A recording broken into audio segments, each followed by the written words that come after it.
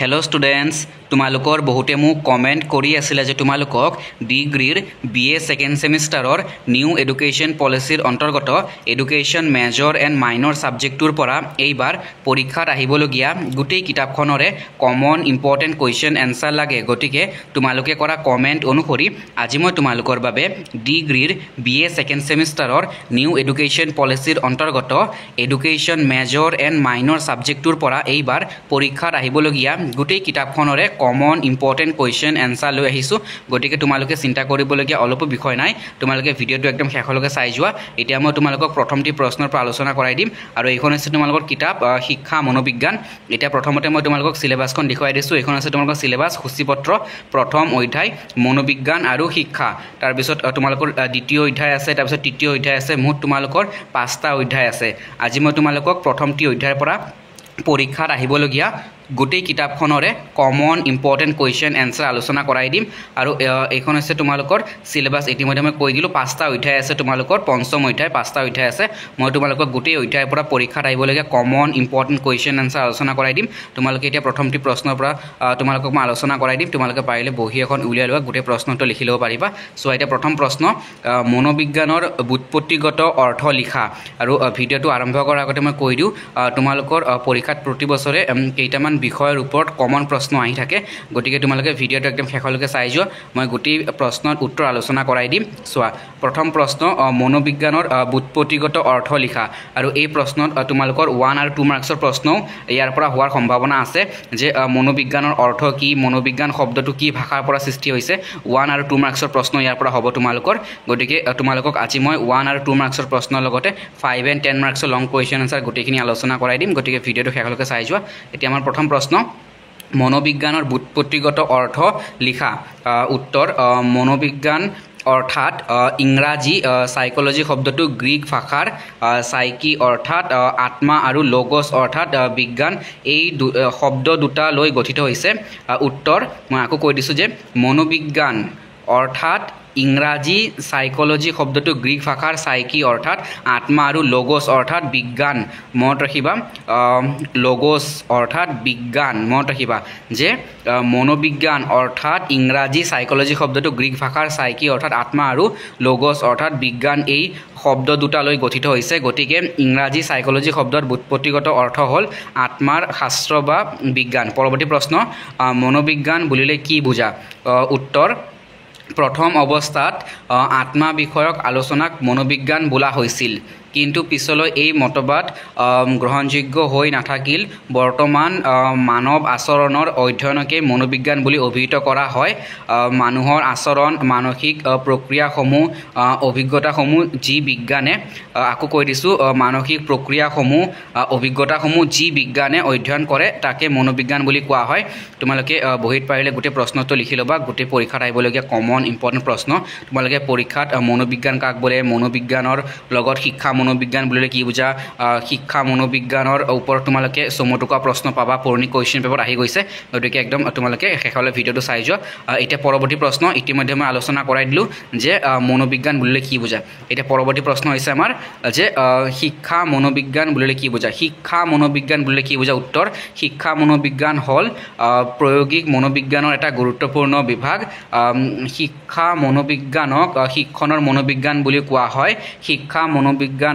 পিতৃ বুলি জে.এছ. পেষ্টালজিক অভিহিত কৰা হয় 1 মাৰ্কছৰ প্ৰশ্ন হিচাপে পুৰণি কোৱেশ্চন পেপাৰ আহি গৈছে মনত ৰাখিবা আমি এটা পৰৱৰ্তী বাক্যলৈ গৈ আছো আৰু মনত ৰাখিবা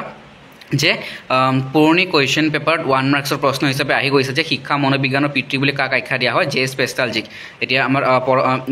পৰৱৰ্তী বাক্য যে এইখিনিতে মন কৰিবলগীয়া মনত ৰাখিবা গোটেই উত্তৰটো মই আকৌ এবাৰ পঢ়ি দিছো যে শিক্ষা মনোবিজ্ঞান বুলিলে কি বুজা শিক্ষা মনোবিজ্ঞান হ'ল প্ৰায়োগিক মনোবিজ্ঞানৰ এটা গুৰুত্বপূৰ্ণ বিভাগ শিক্ষা মনোবিজ্ঞানক শিক্ষণৰ মনোবিজ্ঞান বুলি কোৱা হয় শিক্ষা মনোবিজ্ঞানৰ পিতৃ বুলি জে.এছ. পেষ্টালজিক অভিহিত কৰা হয় এইখিনিতে মনত ৰাখিবা এইখিনিতে মন কৰিবলগীয়া কথা যে দৰ্শন শাস্ত্ৰই শিক্ষাৰ লক্ষ্য আদৰ্শ উদ্দেশ্য আদি নিৰ্ধাৰণ কৰে আৰু মনোবিজ্ঞানে শিক্ষাৰ লক্ষ্যসমূহ পূৰণত সহায় কৰে মনত ৰাখিবা ইম্পৰ্টেন্ট প্ৰশ্ন শিক্ষা মনোবিজ্ঞানৰ ওপৰত তোমালোকৰ 10 মাৰ্কছৰ লং কোৱেশ্চন হোৱাৰ সম্ভাৱনা আছে পুৰণি কোৱেশ্চন পেপাৰত ইতিমধ্যে এবাৰ আহিও গৈছে শিক্ষা মনোবিজ্ঞানৰ ওপৰত তোমালোকৰ লং প্ৰশ্ন পৰীক্ষাত হ'বই গতিকে শেষলৈকে চাই যোৱা গোটেই প্ৰশ্নটো আলোচনা কৰাই দিম এতিয়া পৰৱৰ্তী প্ৰশ্ন হ'ল মনোবিজ্ঞানক কিয় আচৰণৰ বিজ্ঞান বোলা হয় মনোবিজ্ঞানক কিয় আচৰণৰ বিজ্ঞান বোলা হয় মনোবিজ্ঞানক কিয় আচৰণৰ বিজ্ঞান বোলা হয় ইম্পৰ্টেণ্ট প্ৰশ্ন উত্তৰ যে মনোবিজ্ঞানক আচৰণৰ বিজ্ঞান বুলি কোৱা হয় কাৰণ ই মানুহৰ আচৰণৰ বৈজ্ঞানিক অধ্যয়ন কৰে মনোবিজ্ঞানৰ মূল লক্ষ্য হৈছে মানুহৰ মানসিক প্ৰক্ৰিয়া ভাৱ অনুভূতি বুদ্ধি স্মৃতি আদিৰ লগতে তেওঁলোকৰ আচৰণ কেনেদৰে কাৰ্য কৰে তাক বুজা এই বিজ্ঞানৰ জৰিয়তে মানুহৰ আচৰণৰ কাৰণ প্ৰভাৱ আৰু ইয়াৰ সৈতে জড়িত আন বিষয়বোৰৰ বিষয়ে গভীৰভাৱে অধ্যয়ন কৰা হয় আৰু এই প্ৰশ্নটো তোমালোকৰ চমুটোকা হিচাপে আহিছিলে মনোবিজ্ঞানক কিয় আচৰণৰ বিজ্ঞান বুলি কোৱা হয় আৰু মনোবিজ্ঞানৰ বিষয়বস্তু কি মনোবিজ্ঞানৰ প্ৰধান কাৰ্য কি তোমালোকৰ এই প্ৰশ্নটোত গোটেই উত্তৰ তোমালোকৰ ইয়াতে সামৰি তোমালোকে লিখিব পাৰিবা মই আকৌ বুজাই দিছোঁ যে এই প্ৰশ্নটো চমুটোকা হিচাপে আহিছিলে মনোবিজ্ঞানক কিয় আচৰণৰ বিজ্ঞান বুলি কোৱা হয় আৰু মনোবিজ্ঞানৰ প্ৰধান কাৰ্যসমূহ নাইবা মনোবিজ্ঞানৰ প্ৰধান বিষয়বস্তুসমূহ কি তোমালোকে এই উত্তৰটো লিখিব পাৰিবা মই গোটেইখিনি আলোচনা কৰাই দিছোঁ দেখিব পাৰিছে যে মনোবিজ্ঞানৰ কিছুমান প্ৰধান কাৰ্য হৈছে নাইবা বিষয়বস্তু হৈছে মনত ৰাখিবা ইতিমধ্যে মই কৈলোঁ যে মনোবিজ্ঞানক কিয় আচৰণৰ বিজ্ঞান বোলা হয় এতিয়া মনোবিজ্ঞানৰ কিছুমান প্ৰধান কাৰ্য হৈছে বা বিষয়বস্তু আহিলেও তোমালোকে লিখিব পাৰিবা ইয়াৰ পৰা যে আচৰণৰ অধ্যয়ন চোৱা মনোবিজ্ঞানীসকলে মানুহৰ আচৰণৰ বিভিন্ন দিশ যেনে কথা বাৰ্তা কাম কাজ আদি দিশসমূহৰ অধ্যয়ন কৰে তাৰপিছত মানসিক প্ৰক্ৰিয়াৰ বিশ্লেষণৰ ক্ষেত্ৰত কি হয় মনোবিজ্ঞানত মানুহৰ চিন্তা অনুভূতি বুদ্ধি মনোযোগ আদি মানসিক প্ৰক্ৰিয়াৰ বিষয়ে আলোচনা কৰা হয় মানসিক সমস্যাৰ সমাধান মনোবিজ্ঞানে মানসিক ব্যাধি মানসিক চাপ দুখ আদি সমস্যাৰ কাৰণ আৰু সমাধানৰ উপায় নিৰ্ধাৰণ কৰে আমি পৰৱৰ্তী প্ৰশ্নলৈ গৈ আছোঁ শিক্ষা আৰু মনোবিজ্ঞানৰ মাজৰ সম্বন্ধ ব্যাখ্যা কৰা এই প্ৰশ্নটো মই কৈছোঁ যে 10 মাৰ্কছৰ কাৰণে আটাইতকৈ গুৰুত্বপূৰ্ণ কমন ইম্পৰ্টেণ্ট প্ৰশ্ন পৰীক্ষা তোমালোকে শিক্ষা আৰু মনোবিজ্ঞানৰ মাজৰ সম্বন্ধৰ ওপৰত প্ৰশ্ন পাবাই এতিয়া চোৱা নাইবা হিচাপে তোমালোকে যে শিক্ষা আৰু মনোবিজ্ঞান পৰস্পৰৰ পৰিপূৰকহে বিৰোধী নহয় কথাষাৰৰ তাৎপৰ্য ব্যাখ্যা কৰা দুইটা প্ৰশ্নৰ উত্তৰ একেই হ'ব মই তোমালোকক দুইটা প্ৰশ্ন লিখি দিছোঁ যাতে পৰীক্ষাত তোমালোকে দুইটা প্ৰশ্নৰ পৰা তোমালোকে গোটেই উত্তৰ লিখিব পাৰা যে শিক্ষা আৰু মনোবিজ্ঞানৰ মাজৰ সম্বন্ধ ব্যাখ্যা কৰা নাইবা শিক্ষা আৰু মনোবিজ্ঞান পৰস্পৰৰ পৰিপূৰকহে চ' আকৌ কৈ দিছোঁ যে শিক্ষা আৰু মনোবিজ্ঞানৰ মাজৰ সম্বন্ধ ব্যাখ্যা কৰা নাইবা শিক্ষা আৰু মনোবিজ্ঞান পৰস্পৰৰ পৰিপূৰকহে বিৰোধী নহয় কথাষাৰৰ তাৎপৰ্য ব্যাখ্যা কৰা এই দুইটাৰ উত্তৰ একেই হ'ব চোৱা উত্তৰ যে শিক্ষা মনোবিজ্ঞান হ'ল প্ৰায়োগিক মনোবিজ্ঞানৰ এটা গুৰুত্বপূৰ্ণ বিভাগ শিক্ষা মনোবিজ্ঞানক শিক্ষণৰ মনোবিজ্ঞান বুলি কোৱা হয় শিক্ষা মনোবিজ্ঞানৰ পিতৃ বুলি জে স্পেষ্টালজিক অভিহিত কৰা হয় এইখিনিতে মন কৰিবলগীয়া কথা যে দৰ্শন শাস্ত্ৰই শিক্ষা লক্ষ্য আদৰ্শ উদ্দেশ্য আদি নিৰ্ধাৰণ কৰে আৰু মনোবিজ্ঞানে শিক্ষা লক্ষ্যসমূহ পূৰণত সহায় কৰে পৰৱৰ্তী পেৰাগ্ৰাফ যে মনোবিজ্ঞানৰ ওপৰত শিক্ষা যিদৰে নিৰ্ভৰশীল সেইদৰে শিক্ষাৰ ওপৰতো বৰ্তমান মনোবিজ্ঞানৰ প্ৰগতি বিশেষভাৱে নিৰ্ভৰ কৰিছে আধুনিক শিক্ষা সংস্কাৰৰ ব্যাপক উপলব্ধিয়ে মনোবিজ্ঞানলৈ কঢ়িয়াই আনিছে এক বহুল আৰু দায়িত্বপূৰ্ণ কৰ্মক্ষেত্ৰ মনোবিজ্ঞানৰ বিভিন্ন সিদ্ধান্তসমূহৰ সত্যতা চালি জাৰি চোৱাত শিক্ষানুষ্ঠানৰ শিক্ষক ছাত্ৰ আৰু শিক্ষা পৰিৱেশ এক গৱেষণাগাৰৰ ভূমিকাও গ্ৰহণ কৰিছে শিক্ষকে কেৱল বাস্তৱ সমস্যা সমাধানৰ কাৰণে মনোবিজ্ঞানৰ কাষ নাচাপে বৰঞ্চ নিজৰ কাম নিয়াৰিকৈ কৰোঁতে এনে কিছুমান নতুন সমস্যাৰ সন্মুখীন হয় যিবোৰ তেওঁ নিজে সমাধা কৰিব নোৱাৰি মনোবিজ্ঞানৰ সহায়ত বিশ্লেষণ কৰিবলৈ আগবাঢ়ে এনেদৰে শিক্ষাই মনত ৰাখিবা যে মনোবিজ্ঞানৰ সহায়ত বিশ্লেষণ কৰিবলৈ আগবাঢ়ে এনেদৰে শিক্ষাই মনোবিজ্ঞানৰ চৰ্চাৰ সমল যোগায় শিক্ষাই শিক্ষাদান সংক্ৰান্তীয় নানা বাস্তৱ সমস্যা জটিল প্ৰশ্ন দাবী নকৰা হ'লে মনোবিজ্ঞানৰ প্ৰগতিৰ পথ সীমাবদ্ধ হৈ থাকিলহেঁতেন শিক্ষা আৰু মনোবিজ্ঞান পাৰস্পৰিক সম্বন্ধই দুয়োটা বিষয়কে আগুৱাই যোৱাত সমানে সহায় কৰিছে সেইবাবে ক'ব পাৰি যে এই দুয়োটাই এটা আনটোৰ সহায়ক আৰু পৰিপূৰকহে বিৰোধী নহয় কৃতকাৰ্যতা লাভৰ বাবে সুস্থ আদৰ্শৰহে প্ৰয়োজন এতিয়া পৰৱৰ্তী প্ৰশ্নলৈ গৈ আছোঁ আমি আমাৰ পৰৱৰ্তী প্ৰশ্ন হৈছে এজন কৃতি শিক্ষকৰ বাবে মনোবিজ্ঞানৰ জ্ঞান অতি প্ৰয়োজনীয় উক্তিটোৰ বিশেষত্ব ব্যাখ্যা কৰা আটাইতকৈ গুৰুত্বপূৰ্ণ প্ৰশ্ন মনত ৰাখিবা যে নাইবা হিচাপে তোমালোকে তোমালোকে প্ৰশ্নটো দুই ধৰণৰ হ'ব পাৰে পৰীক্ষা যে এজন শিক্ষকৰ বাবে মনোবিজ্ঞান অধ্যয়ন প্ৰয়োজনীয় কিয় বহলাই লিখা আলোচনা কৰা চোৱা উত্তৰ এজন শিক্ষকৰ বাবে মনোবিজ্ঞানৰ জ্ঞান অতি প্ৰয়োজন প্ৰতিজন শিক্ষকৰ পঠনীয় বিষয়ৰ জ্ঞান থকাৰ লগতে শিক্ষাৰ্থীৰ মানসিকতা সম্বন্ধেও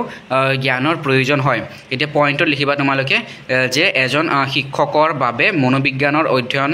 কিয় প্ৰয়োজন চোৱা পইণ্টত লিখিবা মই আকৌ কৈ দিছোঁ যে প্ৰশ্নটো আটাইতকৈ গুৰুত্বপূৰ্ণ প্ৰশ্ন হয় দুই ধৰণৰ প্ৰশ্নটো হ'ব পাৰে যে এজন শিক্ষকৰ বাবে মনোবিজ্ঞানৰ অধ্যয়ন কিয় প্ৰয়োজন তোমালোকে পইণ্টত লিখিবা প্ৰথম ক যে শিশু সম্বন্ধে জ্ঞান অৰ্জনৰ অৰ্থে যে শিশুৰ অন্তৰ্নিহিত সুপ্ত প্ৰতিভাবোৰৰ বিকাশ সাধনৰ অৰ্থে শিক্ষকৰ শিশুৰ মানসিকতা সম্বন্ধে জ্ঞান থকা প্ৰয়োজন আৰু ইয়াৰ বাবে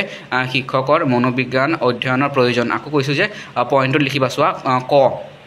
শিশু সম্বন্ধে জ্ঞান অৰ্জনৰ অৰ্থে শিশুৰ অন্তৰ্নিহিত সুপ্ত প্ৰতিভাবোৰৰ বিকাশ সাধনৰ অৰ্থে শিক্ষকৰ শিশুৰ মানসিকতা সম্বন্ধে জ্ঞান থকা প্ৰয়োজন আৰু ইয়াৰ বাবে শিক্ষকৰ মনোবিজ্ঞান অধ্যয়নৰ প্ৰয়োজন আকৌ কৈছোঁ যে তোমালোকে পইণ্টত লিখিবা খ কৰ পিছত আছে তোমালোকৰ খ কৰ পিছত খ তাৰপিছত গ পইণ্টত লিখিবা যে ব্যক্তিত্বৰ ভিন্নতা মই দেখুৱাই দিছোঁ তোমালোকে মই কলমেৰে চিন দি দিছোঁ তোমালোকে ইয়ালৈকে লিখিবা যে শিক্ষা মনোবিজ্ঞানে ব্যক্তিৰ মাজত থকা পাৰ্থক্যৰ কথা পৰিস্ফুট কৰে শিক্ষাৰ্থীসকলৰ মাজত শাৰীৰিক মানসিক আৱেগিক বৈশিষ্ট্যৰ ক্ষেত্ৰত পাৰ্থক্য থকাৰ উপৰিও শিক্ষণ ক্ষমতাৰ ওপৰতো পাৰ্থক্য থাকে তাৰপিছত তোমালোকে পইণ্টত লিখিবা যে ব্যক্তি পাৰ্থক্যৰ দিশতো বিবেচনা কৰি শিক্ষাৰ্থীসকলক উপযুক্ত শিক্ষা প্ৰদান কৰিবলৈ শিক্ষকৰ মনোবিজ্ঞানৰ জ্ঞান থকা প্ৰয়োজন তাৰপিছত তোমালোকে গ পইণ্টত লিখিবা মানে বিকাশৰ বৈশিষ্ট্যৰ বিষয়ে জ্ঞাত হ'বলৈ মই কলমেৰে চিন দিছোঁ পইণ্টত লিখিবা এইদৰে তাৰপিছত গৰ পিছত তোমালোকে ঘ লিখিবা যে মানসিক স্বাস্থ্য সম্বন্ধে জ্ঞান অৰ্জনৰ অৰ্থে তাৰপিছত লিখিবা ঘৰ পিছত লিখিবা যে ঘৰ পিছত ঘ আছিলে তোমালোকৰ মানসিক স্বাস্থ্য সম্বন্ধে জ্ঞান অৰ্জনৰ অৰ্থে তাৰপিছত শিক্ষণৰ শিক্ষণৰ প্ৰক্ৰিয়াৰ জ্ঞান আকৌ দেখুৱাই দিছোঁ শিক্ষণৰ প্ৰক্ৰিয়াৰ জ্ঞান তাৰপিছত তোমালোকৰ আছে প্ৰথম চ পিছত প্ৰথম চ যে শ্ৰেণী পৰিৱেশ সম্বন্ধে সজাগতা সুস্থ শ্ৰেণী পৰিৱেশ শিক্ষাদান কাৰ্যৰ বাবে অতি প্ৰয়োজন মনোবিজ্ঞানৰ অধ্যয়নে শিক্ষকক এই বিষয়ে সজাগ কৰে গতিকে আজিৰ আলোচনা কৰিবলগীয়া গুৰুত্বপূৰ্ণ প্ৰশ্ন এইখিনি আছিলে আমি পুনৰ লগ পাম এটা নতুন ভিডিঅ'ত গতিকে তোমালোকে ভিডিঅ'টো সকলোকে শ্বেয়াৰ কৰি দিবা আৰু পৰৱৰ্তী অধ্যায়ৰ গোটেই প্ৰশ্ন উত্তৰ মই তোমালোকক প্ৰদান কৰিম গতিকে তোমালোকে ভালদৰে পঢ়ি থাকিবা গতিকে ভিডিঅ'টো ইয়াতে সামৰিছোঁ আমি ভিডিঅ'টো চাই সকলোকে যথেষ্ট ধন্যবাদ ভিডিঅ'টো তোমালোকে সকলোকে শ্বেয়াৰ কৰি দিবা আৰু পৰৱৰ্তী ভিডিঅ'বোৰ মই তোমালোকক গোটেই প্ৰশ্নটো আলোচনা কৰাই দিম গতিকে তোমালোকে ভিডিঅ'টো সকলোকে শ্বেয়াৰ কৰি দিবা আৰু ভিডিঅ'টো চোৱাৰ কাৰণে সকলোকে যথেষ্ট ধন্যবাদ ভিডিঅ'টো আজি মই ইয়াতে সামৰিছোঁ